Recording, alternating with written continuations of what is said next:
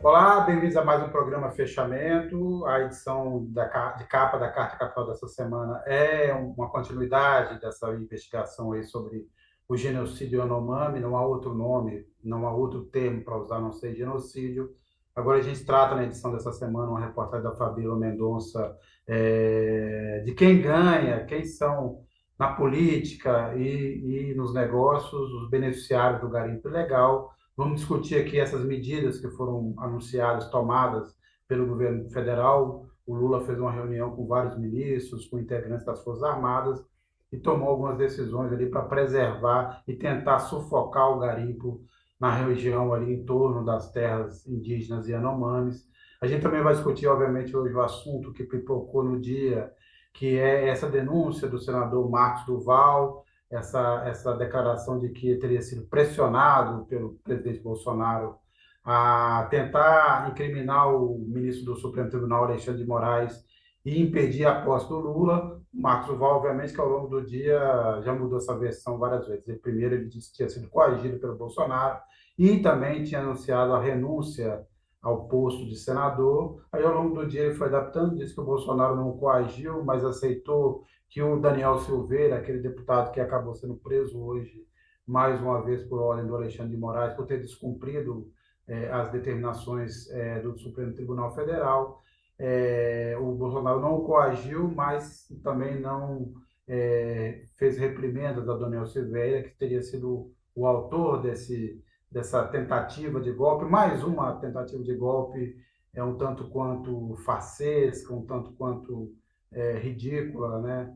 Do entorno do Bolsonaro. Vamos falar sobre isso, vamos falar também sobre a posse do novo Congresso, os novos deputados, novos senadores, as eleições, tanto para a presidência da Câmara quanto para a presidência do Senado, que acabaram mantendo o óbvio, ou seja, Arthur Lira reeleito na Câmara, Rodrigo Pacheco reeleito no Senado, mas a gente vai falar também mais tarde, numa conversa com o Zeca Disseu, o que agora é líder do governo do PT na Câmara, vamos discutir também um pouco esses pontos aí das eleições no Congresso e essa denúncia do senador Marcos Duval. Mas para começar esse programa hoje e falando sobre o tema dessa capa, a gente recebe aqui o delegado Alexandre Saraiva, ele que não é de hoje, denunciava e expunha a situação calamitosa que tínhamos ali na região do Vale do Javari e também que tem dado entrevista e tem explicado o que, é que pode ser feito, por exemplo, para conseguir realmente combater o garimpo. A gente vai conversar isso, mas antes de tudo eu queria cumprimentar o delegado. Delegado Alexandre, muito obrigado por aceitar o nosso convite e bem-vindo. Obrigado, Sérgio. Uma honra estar aqui com vocês. Boa noite, Maurício, Fabíola, todos aí que nos acompanham. E acho que esse assunto aí de extrema gravidade, que a sociedade brasileira entenda, né, o que está acontecendo com os Yanomamis e outros grupos indígenas que sofrem do mesmo problema. Conversaremos isso aqui, delegado. Eu também cumprimento, então, a Fabíola Mendonça, o Maurício Tuzou, com quem eu divido esse programa. Fabíola, Maurício. Boa noite, Sérgio, Maurício, delegado Saraiva. Boa noite a todos. Boa noite, Sérgio, Fabíola, delegado, a todos que nos acompanham.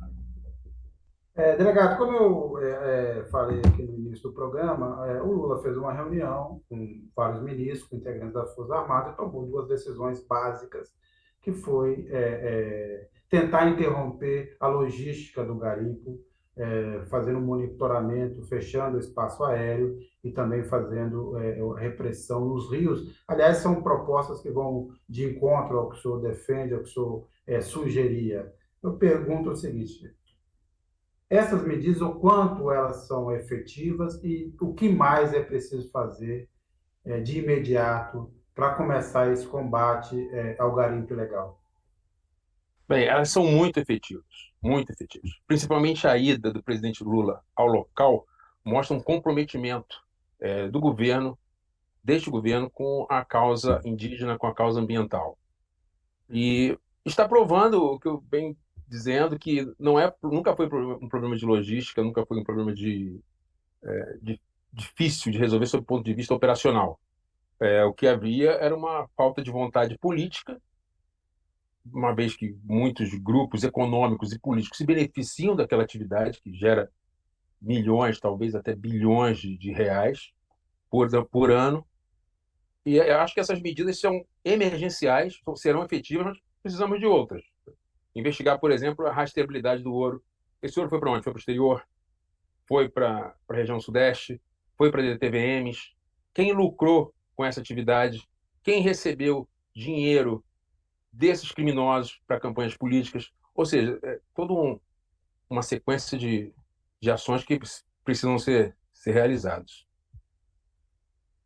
Delegado, na entrevista, né, que a gente fez, o senhor falou que uma operação semelhante o senhor fez, se não me engano, em 2015, que tinha realmente tirado o garimpo ilegal daquela região, mas que voltou, né? Então, a tendência é tirar, ainda que o governo consiga retirar, né? Existe a possibilidade de ter um retorno desse crime organizado, né? Hoje o esquema lá é pesado, muito dinheiro, maquinário caro.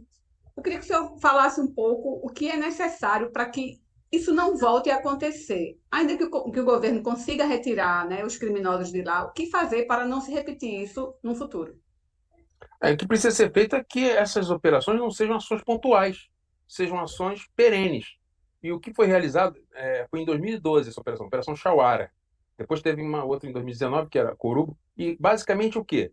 Estrangulamento da rota aérea, que na época foi a apreensão dos aviões utilizados para o garimpo, foram 14 aviões apreendidos, suspensão do brevet dos pilotos e o fechamento do rio Urariquera, que é o principal acesso à terra Yanomami por via aquática, fluvial.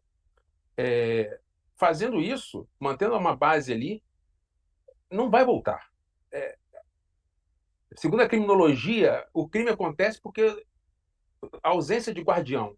Se o criminoso percebe que tem um guardião, e hoje nós temos muito, tecnologia muito melhores do que há 10 anos atrás, de imagens de satélites, que dão alertas imediatos do que está acontecendo ali na floresta amazônica. E isso é um ponto importantíssimo, porque esse sistema custou 50 milhões de reais, 45, 50 milhões de reais. Deu os alertas, é um excelente sistema, mas não foi feito absolutamente nada. Eles não têm a desculpa, do governo anterior, de dizer que não sabiam, porque está lá no sistema, é uma informação que deveria ser pública, mas que não dão acesso, mas está lá. Mais de 1.000 alertas nos últimos 4 anos, mais de 1.000 alertas de garimpo e desmatamento na terra indígena Yanomami. Delegado, a Amazônia, né? Quando a gente fala em Amazônia, a gente, historicamente, dentro das instituições da sociedade civil e do governo, ela sempre teve alguns aliados, né? A Polícia Federal, historicamente, esteve entre eles, assim como a FUNAI, em determinado momento, quase sempre, e o IBAMA também. E os três, né? As três instituições passaram por um processo maior ou menor de desmonte e de bolsonarização nos últimos 4 anos, né? Eu queria que você falasse sobre a expectativa que tem agora de atuação conjunta dessas três forças de novo. O que já tem pronto que o senhor saiba em relação a plano para poder já colocar em prática? E que o senhor falasse também um pouco sobre os outros pontos, né? O senhor falou que não é só na terra Yanomami, quais outros pontos hoje sensíveis, digamos assim, no Brasil em termos de proteção ambiental e onde precisa da atenção da Polícia Federal? Eu vou começar pelo final. O Vale do Javari é muito importante no Amazonas. No Pará, uma área imensa ali de garimpo também, nas proximidades de Tarituba, a degradação muito grande. E as consequências do garimpo são muito sérias, né? Porque tem um laudo pericial que foi emitido de análise da água lá da terra Yanomami, que mostrou que o mercúrio estava 8.600 vezes acima do recomendado. 8.600 vezes. Então, isso é um problema que tem que ser equacionado. Não se sabe como que vai se retirar esse mercúrio da água, né? Agora, eu acho que o mais importante são essas que por onde o dinheiro foi, né? Isso aí vai ser certamente instaurado inquérito. Existem envolvimento de DTVMs, de grandes compradores, mercado internacional. Em Manaus, nós prendemos 2 americanos saindo do Brasil com 35 quilos de ouro, que declararam na Receita Federal, não estava sendo com ouro escondido, não, dizendo que era ouro reciclado de joias. E tinha lá uma declaração de imposto de renda de alguém dizendo que era ouro reciclado de joias. Com o equipamento que nós tínhamos recém-adquirido, que faz uma análise química do ouro, foi possível verificar que aquele ouro tinha 98% de pureza e não 75%, como é típico no caso de joias. Então, foi feita a prisão. Então, assim, mostra como é importante o investimento em ciência para a gente ter uma rastreabilidade do ouro. A palavra-chave de tudo que você me perguntou, eu diria que é rastreabilidade. A gente tem que saber uma rastreabilidade científica e não meramente documental. Porque hoje eu regularizo o ouro ilegal simplesmente indo no site da Agência Nacional de Mineração e fazendo uma autodeclaração de que aquele ouro saiu de determinado lugar. Isso não é checado, isso não é conferido. Então é fácil demais, está fácil demais legalizar o ilegal. Agora, deputado, tem uma pergunta aqui do Jaime Filho, que está nos acompanhando. Ele tinha perguntado para onde o ouro ia, mas o senhor explicou um pouco já. De qualquer forma, quiser, para onde vai o ouro, o senhor falou um pouco disso, mas se quiser também prolongar, aprofundar um pouco, tudo bem. Mas ele também complementa com outra questão. Ele pergunta, quem deixou fazer as pesquisas para comprovar que naquela área tinha ouro? Quer dizer, como é que foi? Eles querem saber sobre esse ponto prévio, né? Se também não é um problema que deveria ser combatido. Na verdade, essas autorizações de pesquisa e de lavra, elas acontecem justamente como num esquema já da fraude. Então, o sujeito lá, o criminoso, diz que vai retirar o ouro de uma área onde não tem rio, onde não tem nenhuma questão ambiental, fora de uma terra indígena, e aí ele consegue autorização. Por que não teria autorização? Só que ele não vai mexer nessa área. Ele não vai mexer ali. Ele vai tirar o ouro lá, por exemplo, da terra Yanomami. E como ele já tem autorização de outra área, ele vai dizer que aquele ouro saiu dali. E ponto, acabou o problema. Está documentado. Como é que a gente pode descobrir facilmente isso? Uma imagem de satélite da área que ele declarou. Se a gente olhar essa imagem de satélite no decorrer do tempo, vai se verificar que ali não existe, não se instalou nenhuma atividade de mineração. E também através de amostras de ouro daquela região, comparando com o ouro que foi apreendido. O ouro ele tem uma assinatura química muito particular, dependendo do local de onde foi extraído. Às vezes, numa mesma mina, tem dois veios diferentes que foram formados em etapas geológicas diversas. E a assinatura química é diferente. Por exemplo, pode ter 98% de ouro, 1% de chumbo, 0,07 de cádmio, 1% de algum outro elemento, e por aí vai. Mais de 20 elementos ali que compõem aquela amostra e que é particular daquela mina, daquele lugar. Não vai ter outra igual. Então, com isso, nós conseguimos hoje fazer essa comparação. O nome do equipamento é S4 Star, é um equipamento produzido na Alemanha e que ele usa os raios-x para extrair pequenas moléculas daquele material e fazer uma análise. Ele é composto por uma pistola que faz parte por milhão e por um equipamento um pouco maior que o micro-ondas, que é fixo, que faz parte por bilhão. E aí se consegue uma rastreabilidade exata. E sempre naquele ponto, né? E é o mesmo que acontece com a madeira também. O ouro, a madeira. A palavra-chave é rastreabilidade, para a gente ter governabilidade dos recursos da Amazônia. Delegado, você deve ter visto o governador de Roraima deu uma declaração, né, como bom bolsonarista que é, negacionista, dizendo que não existe nada de mais lá nos Yanomami, que a desnutrição acontece no país todo, enfim. Inclusive, existem denúncias de que ele tem ligação com muitos garimpeiros, tentou aprovar a lei, aliás, aprovou e o STF derrubou leis, facilitando, né, legalizando o garimpo ilegal. Eu queria que o senhor falasse um pouco dessas relações, né, entre representantes do poder público, né, de servidores públicos, e, além disso, numa entrevista que eu fiz com o Júnior Yanomami essa semana, ele falou que, mesmo com toda essa repercussão, com as iniciativas do governo federal, né, para tentar resolver a tragédia humanitária que assolou naquela região, os garimpeiros continuam agindo de forma normal, como se nada tivesse acontecendo, e ele diz que eles são beneficiados pelos militares, pelo exército. Eu queria que você falasse um pouco dessas relações, né, do poder público com os garimpeiros, com o garimpo ilegal. É o que o Maurício também falou da questão da bolsonarização das instituições, né? Que agora elas começam a ser reconstruídas e vão começar a trabalhar voltar a trabalhar e trabalhar em conjunto novamente. Mas não existe uma fórmula perfeita para resolver o problema, né?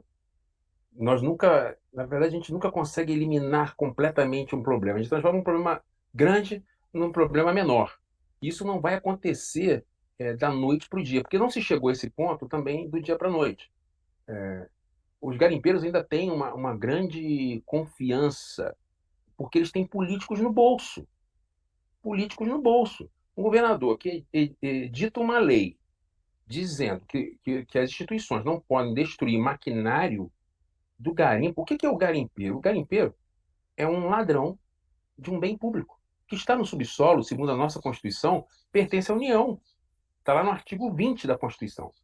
E é crime, previsto na 8.176, artigo 2º, retirar esses bens sem autorização. Ou seja, é um furto, um roubo de bens da União.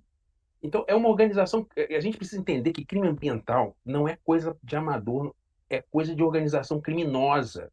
Organização criminosa poderosa, com tentáculos em vários escalões do governo, nas várias esferas, municipal, estadual, federal. Então, é preciso combater a corrupção e descobrir quem são esses agentes políticos. Eu acho que tem muito. Estamos falando do governador, mas muitos senadores, Mário Mota de Roraima, defende abertamente o garimpo, entre outras atividades ilegais que ele defende também. Deveria existir um limite, né? Eu acho que um parlamentar que defende criminosos, ele tem que ser afastado. Deveria existir um procedimento para isso, né? Então, nós somos, como sociedade, muito tolerantes com esse tipo de conduta. Um governador que edita uma lei para proteger criminosos, imagina se alguém editaria uma lei para não destruir laboratório de refino de cocaína, por exemplo. Basicamente a mesma coisa, né? Quando se destrói o laboratório de refino de cocaína, nem tudo que estaria é para a prática do crime exclusivamente. Mas se destrói, nunca ninguém falou nada. Agora, por que quando é garimpo tem esse problema todo, né? Maurício, eu queria só pedir uma licença, que eu queria encaixar uma pergunta que dá uma continuidade à pergunta da Fabíola. No caso dos militares, foi um gesto de omissão ou seria possível dizer que foi mais do que isso, que há militares envolvidos diretamente com o garimpo ilegal? E aí lucrando e tendo ganhos com isso. Olha, eu não posso fazer uma acusação direta, mas eu acho que é uma hipótese que não deve ser descartada. Acho que é uma hipótese que não deve ser descartada, porque não tem como não enxergar aquilo, né? Não tem como não enxergar. É, algumas áreas estavam muito próximas a unidades militares. Eu acho que isso tem que ser verificado, mas também a gente não pode acusar sem provas, né? Você não pode- E também não quero generalizar de forma nenhuma, mas que eu acho que pode existir, como pode ter policial envolvido, político envolvido, tenho certeza absoluta. Mas a coisa estava muito grave, muito evidente, e durante muito tempo. Eu não quero responder mais processo, tá? Que eu já tenho respondido. Mas acho que deu para entender, né, o que eu estou querendo dizer. Delegado, então, sem querer botar casca de banana para o senhor, mas quando o senhor falou de desmatamento, político que é comprometido com ilícitos ambientais, só não pude deixar de lembrar ontem da posse lá do Ricardo Salles como deputado federal, ele falando que é bola para frente, vamos esquecer o passado. Aí sem querer fulanizar, nem falar do caso do Salles especificamente, mas de um modo geral. É bola para frente mesmo, vamos esquecer, ou anistia não? O senhor acha que a Polícia Federal pode ter um papel importante na elucidação de coisas que foram feitas nos últimos 4 anos? Eu acho que é bola para frente, sim. Eu acho que é bola para frente. Por exemplo, agora, o inquérito que o investigava, os dois inquéritos que o investigava, que investigava o Ricardo Salles, eles saíram do Supremo Tribunal Federal. Um deles estava com a ministra Carmen Lúcia, que era da operação que eu conduzia, e o outro estava com o ministro Alexandre Moraes, que era conduzido pelo delegado Franco Perazone. Ele deixou de ser ministro e esses inquéritos foram para as varas federais de primeira instância. Eu acho que é a hora, posso estar enganado, mas parece que o Código de Processo Penal, nesses casos, prevê que esse processo tem que voltar para o STF e voltar para o delegado Perazone. Então, eu acho que agora para frente, sim, continuidade dessas investigações que tem que cobrar. Por que parou por quê? Parou por quê, né? Acho que tem muita coisa ali que deve ser verificada. Acho que eu estou falando da operação que eu conduzi, e que isso é público notório, tem provas ali cabais, do quanto ele atuou na defesa de uma organização criminosa. Isso não resta a menor dúvida. Por Ricardo Salles, eu abro uma exceção para dar o nome, porque é, esse aí eu tenho 2 carrinhos no mercado de prova, né? De documentos, se ele pensar em me processar. Então, é continuidade das investigações, né? Sem impunidade. Desculpa. O Yoshi Roberto diz: delegado Alexandre Saraiva, grande profissional, orgulho. A Maria Souza: quando alguém Obrigado. tem vários processos, é porque o querem calado. Parabéns, delegado, pela coragem. Tomara que seu julgamento seja justo. Ali já quer falar que o próprio Bolsonaro já disse ter sido garimpeiro no passado. E a Rose Brasileiro, o delegado, pergunta: esse excesso de mercúrio pode chegar às grandes cidades, via rios, contaminando não só os indígenas, mas outros brasileiros, além de falar dos peixes distribuídos? Qual é a consequência de tanto mercúrio, delegado? Olha, existem vários laudos que foram feitos, porque no Brasil, né, nesses últimos 4 anos, os garimpeiros faziam manifestações contra as operações, davam uma confusão danada. Então, nas operações, eu sempre mandava uma equipe de peritos para coletar água, coletar peixes, coletar tecido humano mediante autorização. Então, sempre o índice de mercúrio muito, muito acima. E é claro que aqueles rios ali, eles fornecem peixes que são vendidos eventualmente em Boa Vista, na capital, em Manaus. Eu nunca vi uma pesquisa nesse sentido, mas eu acho que seria uma pesquisa interessante, do ponto de vista de saúde pública, que se fossem recolhidas amostras do pescado que é vendido nas grandes cidades, principalmente da região norte, para verificação da contaminação por mercúrio. Eu tenho um palpite que vai ter, sim, porque, por exemplo, Rio Madeira. O Madeira estava cheio de draga de garimpo. Imagina a toneladas de mercúrio que foi lançado naquele rio. Então, aquela história que o Bolsonaro falava que o garimpeiro gera riqueza, na verdade, não, ele gera miséria, ele gera destruição de riqueza. E é estranho um governo defender uma atividade criminosa, porque ela não paga imposto. Pelo menos não paga, ela não estava pagando da forma convencional, né? Então, por que um governo defende uma atividade clandestina, que não está, só está gerando riqueza para um pequeno grupo de criminosos E é interessante que o Brasil, ele é o quinto país com as maiores reservas de ouro do mundo, mas é o 10º produtor de ouro. Então tem um gap entre o que existe de reserva e o que nós produzimos e que sai de forma legalizada aí. Delegado, eu queria retomar a minha pergunta anterior, porque me chamou muito a atenção saber que os garimpeiros continuam atuando, mesmo depois das cenas que escandalizaram o mundo, das ações do governo. A gente tem lá 20 mil garimpeiros, né, criminosos, contra 30 mil Yanomamis, menos ainda, né, porque uma parte já está sendo exterminada. O senhor acredita que essa queda de braço, enfim, essa atuação do governo pode gerar violência, mais ainda violência por parte dos garimpeiros? A gente pode ver cenas de violência naquela região? Eu acho que isso é uma hipótese possível, mas os garimpeiros estarem atuando ainda porque eles ainda têm combustível, eles ainda têm víveres. Isso aconteceu na Chamara. Nós fechamos os rios e travamos, e aprendemos os aviões. Depois de um tempo acaba a comida, acaba o combustível e eles vão sair. Então é como na guerra. O que se faz na guerra? Se corta a linha de suprimento do inimigo. E acho que essa foi a estratégia que o governo adotou, que eu acho correta, é a que diminui a probabilidade de mortes, tanto de indígenas como de garimpeiros, como de policiais militares, enfim. E é a mais efetiva. Ela não surte efeito tão rápido, mas é a mais duradoura. É atacar as linhas de logística do garimpo. Porque são regiões, tanto no Vale do Javari como lá na Terra Yanomami, extremamente isoladas. Só dá para chegar ali por rio ou por avião. Então, fechou o rio e fechou o espaço aéreo, acabou. Então, é só... Na época, nós deixamos uma base, criamos uma base lá. Infelizmente, foi fechada. E eu lembro que se falava, naquela época, em 5 mil garimpeiros. Agora estão em 30 mil. Um impacto muito maior. Muito maior. Maurício? Sou eu? Então tá. Delegado, uma pergunta um tanto provocativa também. Eu estava lendo os jornais de Roraima, né?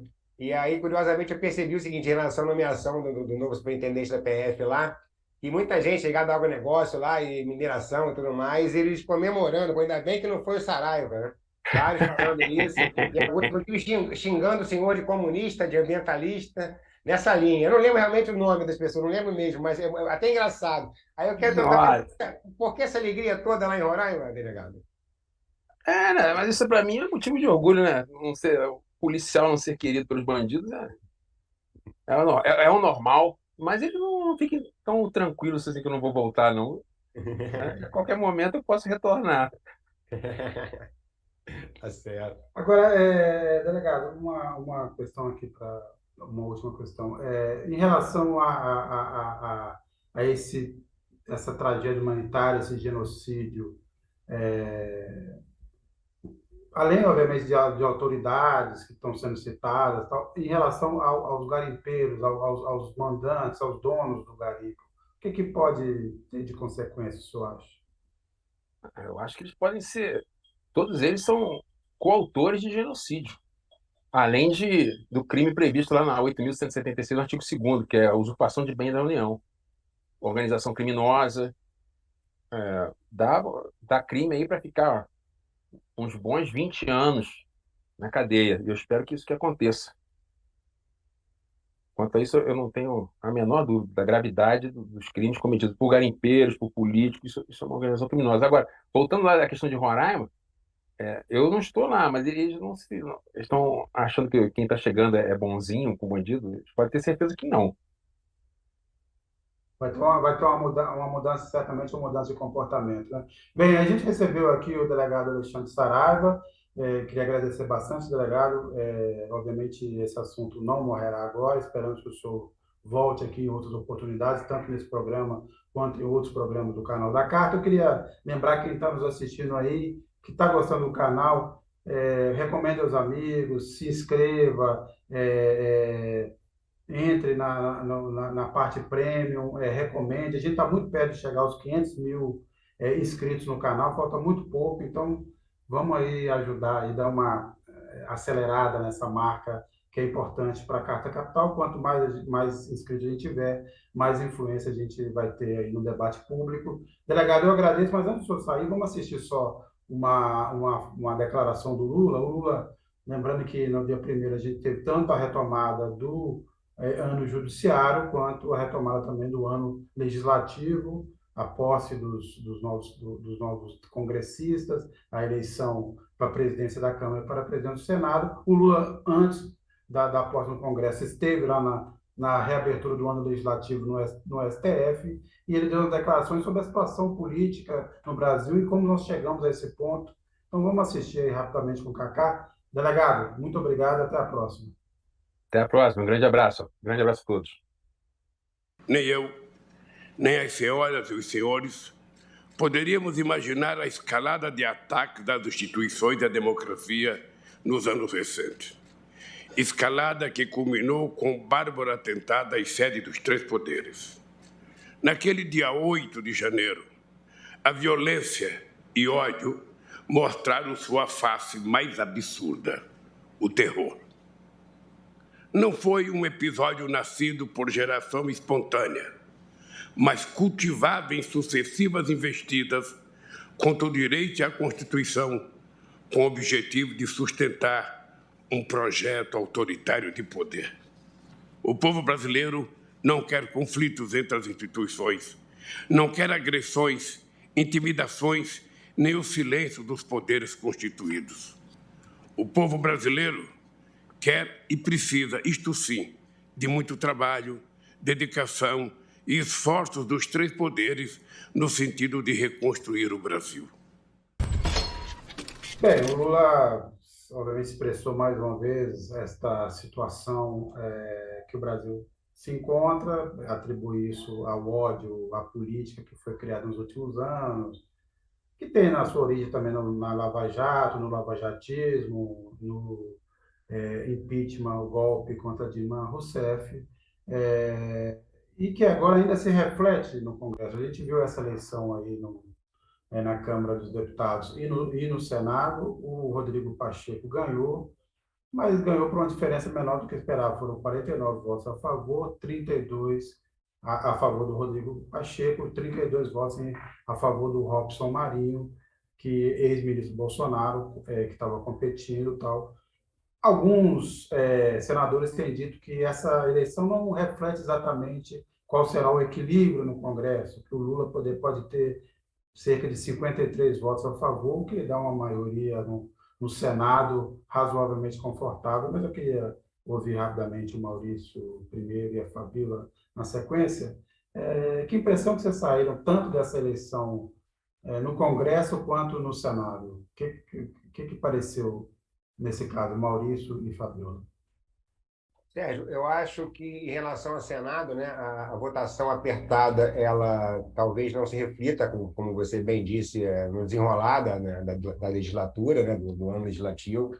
Eu acho que esse acordo, todos os acordos foram feitos desde a eleição do Lula, da confirmação da vitória do Lula, da discussão em relação à chamada PEC da transição, né, que aproximou sobretudo... Maurício, desculpa interromper, eu peço desculpa, mas é que a gente vai receber daqui a pouco o deputado Zeca Disseu, mas antes do Zeca Disseu entrar, eu queria que a gente assistisse rapidamente aqui também uma declaração da Rosa Weber na abertura do ano legislativo do Supremo, que vai na mesma linha do que o Lula disse, ela até foi um pouco mais contundente. Cacá, por favor. Há 3 semanas, o emblemático prédio histórico onde nos encontramos, as instalações do Congresso Nacional e o Palácio do Planalto, sedes dos 3 pilares da democracia brasileira, foram alvo de ataque golpista e ignóbil. Mas advirto, não destruíram o espírito da democracia. Que os inimigos da liberdade saibam que no solo sagrado deste tribunal, o regime democrático, permanentemente cultuado, permanece inabalável.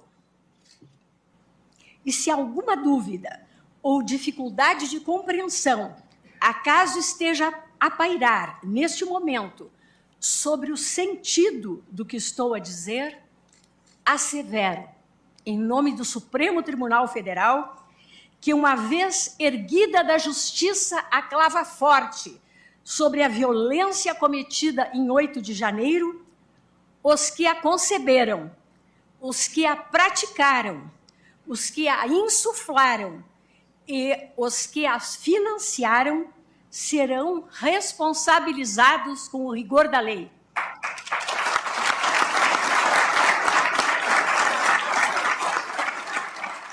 Bem, a gente teve, além da volta do ano legislativo, do ano judiciário, a eleição no Congresso, a posse dos novos deputados e senadores, a eleição do presidente da Câmara, a eleição do presidente do Senado. A gente também vai falar um pouco disso, mas o assunto que tomou o dia hoje, essa quinta-feira, 2 de fevereiro, né, festa de Iemanjá, foram as declarações aí do senador Marcos Duval, que ao longo do dia foi trocando, mudando a versão. Na madrugada, ele disse ter sido coagido pelo Bolsonaro a tentar gravar o ministro Alexandre de Moraes, uma forma que levaria à prisão do Alexandre de Moraes e à interrupção, a impossibilidade do Lula de tomar posse, assim seria dado o golpe. Depois ele disse que o Bolsonaro não o coagiu, mas foi conivente com a proposta do deputado Daniel Silveira, este que foi preso hoje. E, por fim, agora ele ameniza, nesse momento, o senador está depondo na Polícia Federal. E, para comentar todos esses assuntos, a gente recebe aqui o deputado Zeca Disseu, que é o novo líder do PT na Câmara. Deputado, Bem-vindo, boa noite, obrigado por aceitar o nosso convite. E eu já emendo uma pergunta aqui, que é: o que o senhor achou até agora desta história do senador Marcos Duval? Bem-vindo. Boa tarde, Sérgio. Boa tarde a Fabíola. Boa tarde ao Maurício. Boa tarde a todos da Carta Capital. Primeiro dizer que é uma alegria, gratificante poder dialogar com todos vocês. Muito confusa até, de certo ponto, surreal, né? Toda essa história, toda a ida e vinda. Mas por trás disso, na verdade, a gente tem aí atitudes, fatos muito graves, que não são isolados, vêm já de uma sequência aí de muito tempo, de muitos anos, de muitos meses, né? Com iniciativas que buscam romper com a normalidade democrática, dar um golpe, interromper a decisão do povo de qual é o seu melhor destino, qual é o seu melhor caminho. O ponto positivo é que tem tido uma ação muito forte, tanto nossa na política, denunciando, questionando, repercutindo, buscando identificar e punir responsáveis, como também do Poder Judiciário. Então, que, de fato, as investigações avancem, que, de fato, os punidos continuem sendo presos, como aconteceu agora com o Daniel Silveira, e que o Marcos Duval, pelos senadores, seja tratado no rigor da lei e no rigor da ética. Eu, se estivesse no Senado, estaria seriamente pensando em denunciar ele no Conselho de Ética para que ele explique tudo o dito e o não dito e o redito, né, e o que ele fez aí nesses 2 dias é surreal. Deputado, boa noite. Sobre essa questão do golpe, a gente tem visto, né, a cada dia, né, as coisas vão, o quebra-cabeça vai sendo montado. A gente viu aí a minuta do golpe na casa do Anderson Torres, o Valdemar da Costa Neto também falou que todo mundo tinha uma minuta diferente. O próprio Bolsonaro diz que o governo Lula não vai demorar muito. Então, assim, é uma série de questões. Agora, o senador, né, hoje, foi foi o assunto do dia. E o senhor falou aí que se tivesse no Senado, o senhor iria denunciar o senador no Comitê de Ética. A gente tem alguns deputados, né, que participaram daquele ato, né, que apoiaram, que divulgaram imagens do 8 de janeiro, e eu cito aí a Clarissa Tessio, que é uma deputada por Pernambuco, que está sendo, inclusive, investigada. Qual é a orientação do partido? O partido vai entrar no Conselho de Ética contra ela e os demais? Como é que vai ser essa relação, né, da bancada do PT com os deputados golpistas?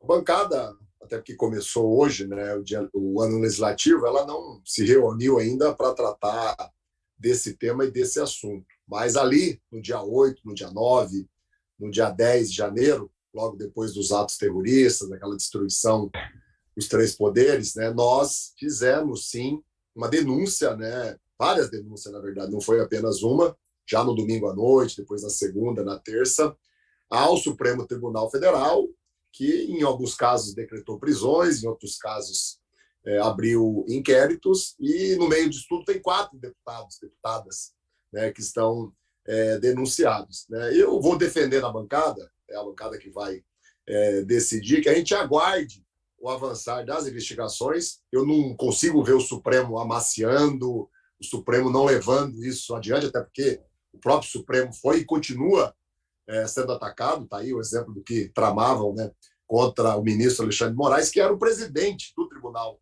Superior Eleitoral naquele momento. E aí, com as investigações avançando, as provas que vão sendo coletadas, é claro, onde tiver robustez e aonde tiver viabilidade de aprovar e chegar até o Conselho de Ética e gerar punição, né, não é uma decisão, é claro, que é pautada apenas por aspectos técnicos, né, mas a prova ela é importante, a gente vai, sim, tendo os aspectos técnicos, tendo as provas, avançar se houver um ambiente político para isso. Então, a denúncia ela pode acontecer a qualquer momento, conforme a bancada se reunir e conforme tiver informações, detalhamentos que a gente está solicitando, né, a esse inquérito que está aberto lá no Supremo Tribunal Federal. Deputado, boa noite. Deputado, a eleição do Arthur Lira ontem, né, ela, digamos assim, encerrou um primeiro capítulo que caracteriza a vitória do governo Lula, que começou lá atrás com a negociação da PEC da transição, né, e que envolveu uma série de coisas que o senhor sabe muito bem. Aí eu pergunto, essa equação, nesses próximos 2 anos, pelo menos, com o Lula na presidência, antes da próxima eleição para a presidência da Casa, ela está resolvida? O presidente Lula realmente vai poder contar com uma base parlamentar que seja capaz de ir de encontro ao que a gente imaginava anteriormente, que era uma base bolsonarista forte prejudicando o governo? Está resolvida essa equação? Ou, enfim, eu sei que é difícil, eu só não tomou essa temperatura ainda, que começou agora, mas qual a sua previsão em relação a esse acordo que foi formado? Base de governo, Maurício, eu entendo que ela nunca está resolvida de forma completa e definitiva. Eu estou aqui no Congresso desde 2011. Antes disso, eu fui prefeito 2 vezes, então eu estava do outro lado, né? Eu tinha que organizar a minha base, a base de apoio à administração na Câmara Municipal. É um processo gradual, é um processo permanente, que depende da política e depende da eficiência dos acertos do governo, das entregas que o governo faz, que eu acho que é o mais importante, para melhorar a vida da população, para fazer o país voltar a crescer, gerar emprego, dar dignidade, né, para a nossa nação, para o nosso povo e para a nossa gente. E depende também da popularidade do presidente, que a gente tem uma confiança muito grande que vai no crescente. Claro que é só um início, claro que a eleição foi muito apertada, mas o governo está começando bem, porque, na verdade, se antecipou, né? O governo, apesar que teve troca de deputados, mas muitos deputados se reelegeram. Então, o que o governo fez em dezembro, com a aprovação da PEC do Bolsa Família, que garantiu R$ 600, garantiu outros investimentos importantes para a saúde, para os hospitais, para a educação, para as universidades. Ali o governo já deu um passo no sentido de formar a base. E quando o governo decide, né, não montar um ministério só de petistas, né, não montar um ministério só de aliados que tiveram na campanha, né, valorizando, é claro, os petistas, os aliados, mas trazendo União Brasil, trazendo o PSD, fazendo gestos para os republicanos, para o próprio PP, que é o partido do Arthur Lira, o governo já começou ali em janeiro, né, formar a sua base. Então, o ano legislativo começou hoje, foi a sessão solene agora há pouco, eu acabei até de chegar aqui em casa, né, o governo já começou com uma base estabelecida. Eu não me lembro disso ter acontecido em outros momentos, quando eu cheguei em 2011, por exemplo, apesar que era um governo que era uma continuidade, né, não havia toda essa sinergia, não havia toda essa organização que a gente tem agora. Vai ser fácil? Óbvio que não. O país está aí diante, né, de atentados, né, à democracia, o país está aí diante de ainda um exército, um comitê de ódio, de fake news, né? O Brasil ainda sente, né, a tragédia que foi esses últimos anos e o quanto que isso atiçou ali a política, né? Criou um clima de ódio no país que na Câmara dos Deputados a gente está conseguindo apaziguar, colocar água fria, né? A gente não tem paixão por adversário, né? Mas a gente precisa construir relações de respeito para poder avançar, né, nas políticas de governo que eu tenho certeza a população necessita nesse momento. Deputado, na mensagem que que o presidente Lula enviou hoje ao Congresso, ele fala, obviamente, faz uma crítica ao teto de gastos. Deputado caiu? Não, tem uma pessoa me telefonando aqui, desculpe. Não estou com 2 aparelhos. Não, falou, então, o presidente Lula na mensagem fez uma crítica ao teto de gastos, falou da nova âncora fiscal que o governo vai discutir, mas falou também na prioridade a reforma tributária. A reforma tributária é um assunto que se discute no Brasil, não é de hoje, nunca se consegue um consenso. Eu pergunto ao senhor, o que é possível dessa vez, por que será possível dessa vez avançar? E se o senhor acha que o modelo proposto de fatiamento, discutir primeiro uma simplificação e depois entrar nos temas mais espinhosos, que é a discussão sobre renda, patrimônio, e um sistema tributário menos regressivo, se vai funcionar e se é o melhor caminho para aprovar essa reforma?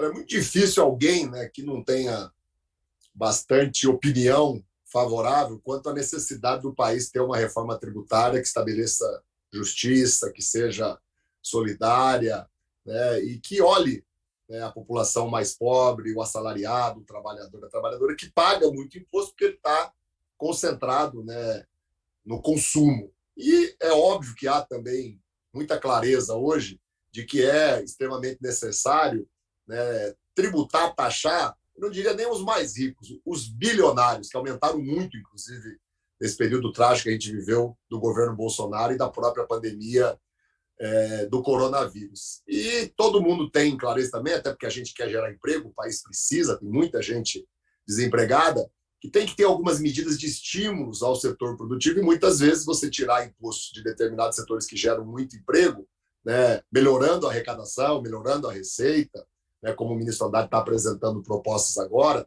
né, são coisas necessárias. Por que todo mundo sabe isso há muito tempo e não acontece? Porque na democracia é assim. Se a gente pensar os planos econômicos, né, que o Brasil tentou por 5 anos, 10 anos, 20 anos, né, chegou uma hora que deu certo, né? Foi acumulando debates no Congresso, foi acumulando experiência de governo. Eu acho que a reforma tributária está chegando nesse ponto.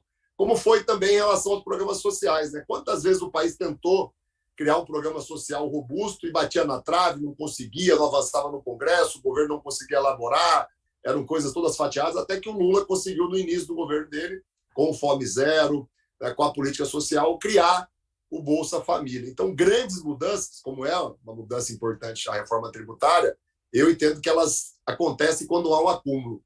Eu estou há 12 anos no Congresso, antes eu acompanhava, meu pai foi deputado na década de 90, né? Então eu acho que já tem um acúmulo, tanto no Senado como na Câmara. A gente trabalhou muito esse tema nos últimos anos. Eu acho que ele está maduro, sim, para avançar, ainda mais tendo um ministro dedicado, experiente, habilidoso, como é o Fernando Haddad. Mas essa é a melhor forma, ou seja, fatiar o jogo, analisar primeiro a simplificação para depois entrar na segunda fase, quer dizer, ou há o risco de ficar pelo meio do caminho só com a simplificação, que seria um avanço, mas não resolve o problema. É difícil ter certeza, mas eu acredito que sim, né? Até porque isso não foi tentado em outros momentos. Nos outros momentos que chegou perto e deu errado, sempre se tentou votar uma reforma tributária completa, ampla. E aí vai aparecendo obstáculos, vai aparecendo entradas. Então, eu acho que é, sim, uma fórmula para dar certo ou, pelo menos, para ser testada, né? O governo precisa agir, o Congresso precisa trabalhar, né, e cuidar de temas que, de fato, impactem a vida das pessoas. Como eu já disse aqui, esse é um tema que impacta muito a vida de todo mundo.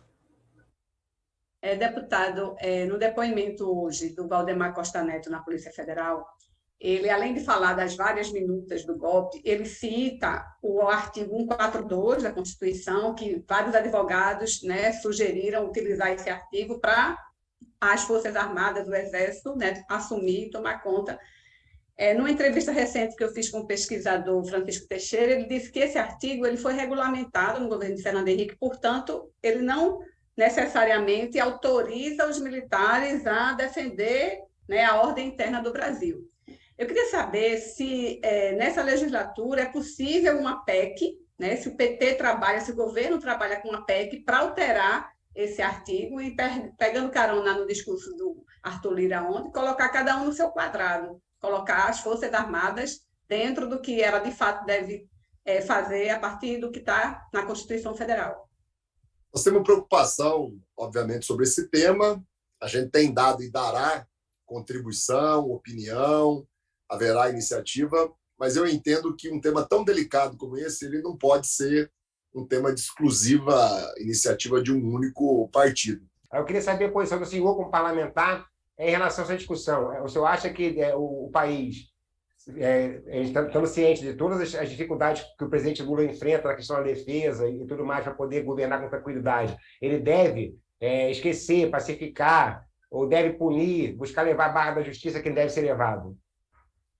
Eu acho que as duas coisas podem ser feitas, viu, Maurício, ao mesmo tempo. A gente vai, sim, esse é um objetivo que a gente não vai abrir mão, pacificar o país, retomar as relações civilizadas, respeitosas, até com quem é e pensa diferente da gente. A gente vai colocar água fria, né, nas polêmicas, porque a gente tem que ter foco em combater a fome. A gente tem que ter foco em acabar com o garimpo ilegal, com a destruição do meio ambiente.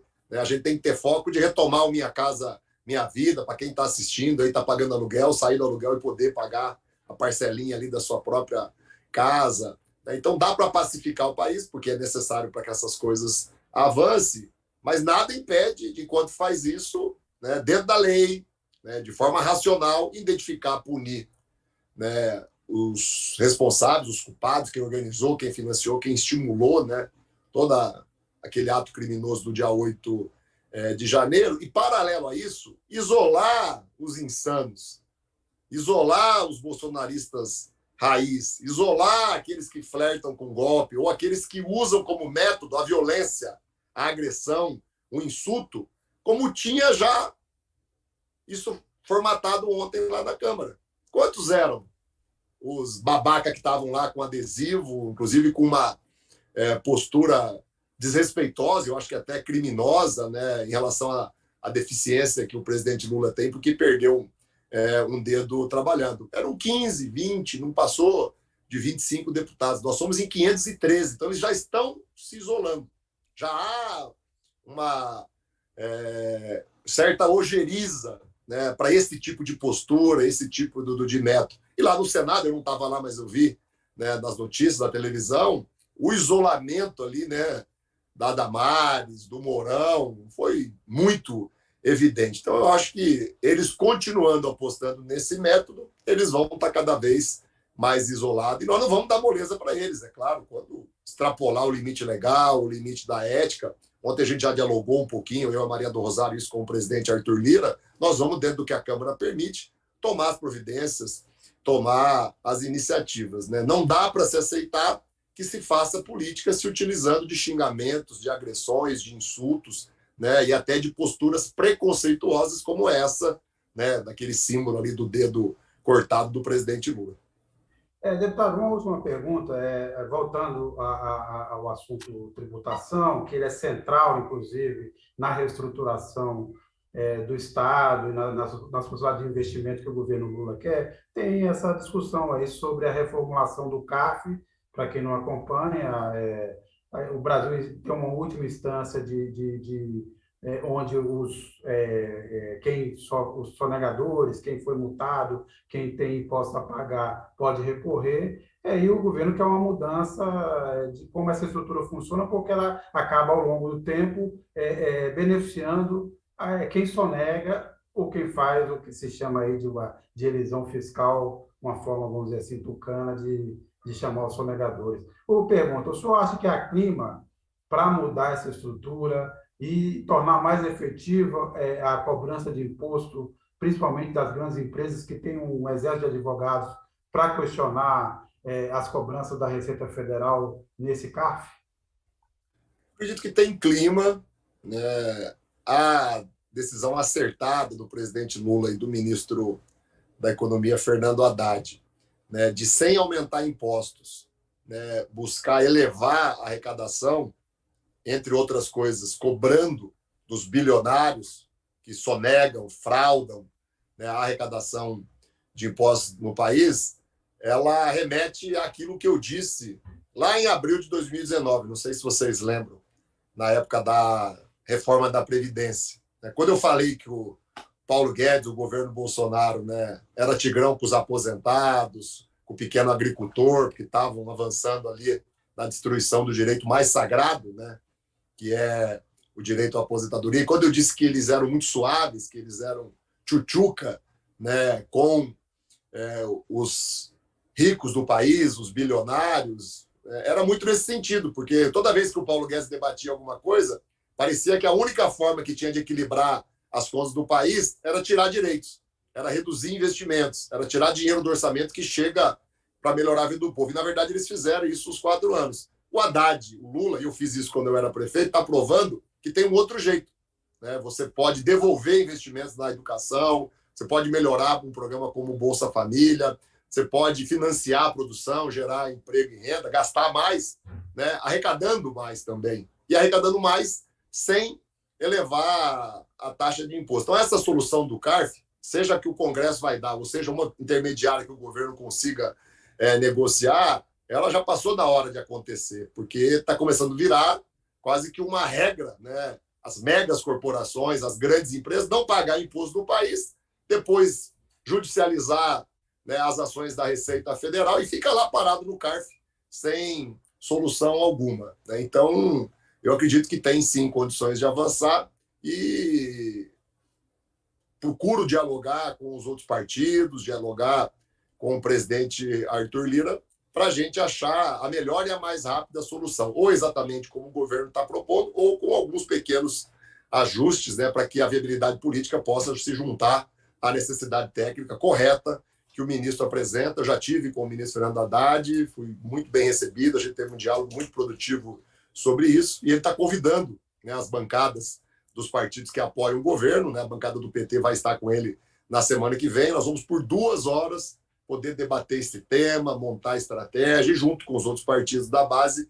fazer avançar essa proposta e outras propostas que ele apresentou que colocam aí quase 40, 60 bilhões a mais de arrecadação, que é extremamente necessário para equilibrar as contas, mas também para o governo poder gastar naquilo que toca e mexe a vida das pessoas. Como eu sou apaixonado pela educação, e o Haddad hoje é ministro da Economia, mas foi nosso ministro da Educação, o melhor da história do país, eu vou lutar muito para que a educação seja muito contemplada com essas medidas que nós vamos aprovar e para melhorar, né, qualificar a arrecadação de impostos do país, sem penalizar quem produz, quem gera emprego, sem penalizar, como hoje é penalizado, pagando muito imposto, né, o trabalhador e a trabalhadora, com os impostos de consumo, e, se necessário, cobrando um pouquinho mais dos bilionários, que acaba dando um resultado muito grande, porque eles têm uma renda que é estratosférica e não é razoável, né, num mundo com tantas dificuldades como a gente está vivendo. Aliás, deputado, essa frase tchutchuca calou fundo no Paulo Guedes. Não me lembro de outro momento que ele tenha ficado tão irritado. Dizer que isso, vamos dizer assim, foi ao âmago, né? Teve ali uma explicação. Deputado, eu agradeço bastante a participação, desejo sorte nessa nova função que o senhor exercerá esse ano. Sorte não só ao senhor, não só ao Congresso, mas ao país, para ver se a gente sai desse lamaçal. Fabíola, Maurício, obrigado a quem nos acompanhou e até a próxima. Deputado, boa noite. Boa noite a todos. Boa noite, Fabíola, Maurício. Boa noite aí, principalmente a quem nos assistiu. Até mais.